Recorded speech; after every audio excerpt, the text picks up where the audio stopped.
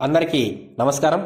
ఈరోజు మనం ఈ వీడియోలో ఎన్హాన్స్డ్ ఫ్యామిలీ పెన్షన్ 7 సంవత్సరాల నుంచి 10 సంవత్సరాల పెంపుదల గురించి తెలుసుకుందాం।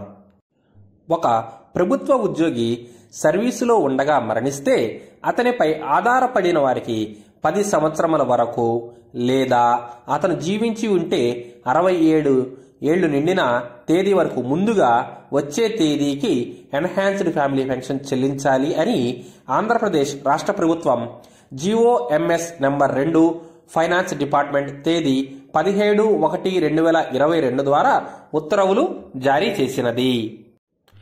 ఒకవేళ పదవీ విరమణ తర్వాత మరణించినట్లయితే అతనిపై ఆధారపడిన వారికి 7 సంవత్సరముల కాలానికి లేదా అతను 67 సంవత్సరముల వయసు వచ్చిన తేదీ వరకు ఎన్హాన్స్డ్ ఫ్యామిలీ పెన్షన్ చెల్లించాలి।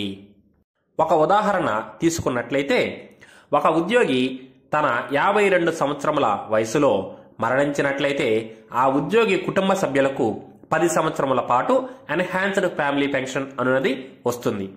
ఒకవేళ ఉద్యోగి తన 61వ సంవత్సరంలో మరణించినట్లయితే ఆ ఉద్యోగికి 67 సంవత్సరాల వయసు వచ్చే వరకు అంటే 6 సంవత్సరముల పాటు ఎన్హాన్స్డ్ ఫ్యామిలీ పెన్షన్ అన్నది వస్తుంది। ఆ తరువాత నార్మల్ ఫ్యామిలీ పెన్షన్ వస్తుంది।